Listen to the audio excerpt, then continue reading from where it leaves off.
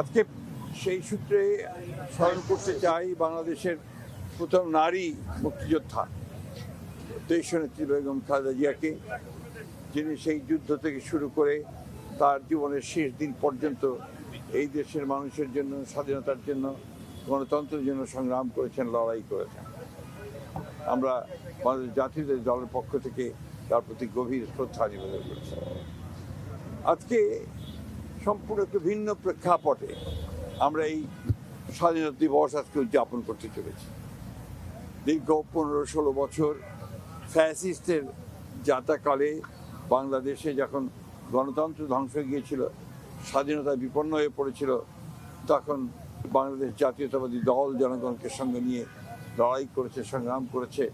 প্রায় 60 লক্ষ মানুষের বিরুদ্ধে মিথ্যা মামলা হয়েছে, 20,000 মতো নেতাকর্মী তারা শহীদ হয়েছেন, প্রায় 1700 নেতাকর্মী গুম হয়ে গেছেন। সমস্ত নির্যাতন নিপীড়নকে উপেক্ষা করে বাংলাদেশের মানুষ লড়াই চালিয়ে গেছে এবং সবশেষে জুলাই অভ্যুত্থানের মধ্যে দিয়ে, ছাত্র জনতার অভ্যুত্থানের মধ্যে দিয়ে বাংলাদেশ আবার নতুন করে একটা গণতান্ত্রিক ব্যবস্থা ফিরে পাওয়ার সুযোগ সৃষ্টি করেছে। আজকে আমাদের নেতা জনাব তারেক রহমান, যিনি দীর্ঘ 15 বছর ধরে নির্বাসিত থেকে আমাদেরকে নেতৃত্ব দিয়েছেন এবং এখন এই নির্বাচন থেকে শুরু করে পূর্বে পর্যন্ত এবং আজকে নির্বাচনের পরে সরকার গঠন করার পরে যিনি তার সম্পূর্ণ নতুন চিন্তা ভাবনা নিয়ে দেশকে গড়ে তুলবার কাজে লিপ্ত হয়েছেন, গড়ে তুলেছেন, মানুষকে সংগঠিত করছেন এবং মাত্র 1 মাসের মধ্যেই তিনি তার নেতৃত্বে বাংলাদেশ অনেক দূরে এগিয়ে গেছে। আমরা সবাই জানি যে ফ্যামিলি কার্ড,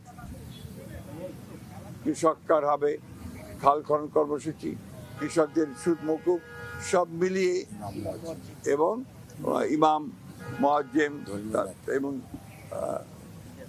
পুরোহিত, তাদেরকে চার্চের পাদ্রী, তাদেরকে যে আপনার ভাতা দেওয়া হচ্ছে, সেটাও একটা নতুন কার্যক্রম শুরু হয়েছে।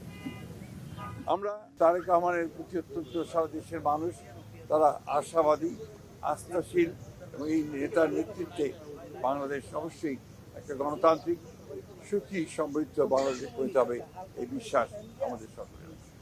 আমরা আজকের দিনে দেশবাসীকে, জনগণকে আমাদের দলের পক্ষ থেকে আমরা আন্তরিক শুভেচ্ছা এবং অভিনন্দন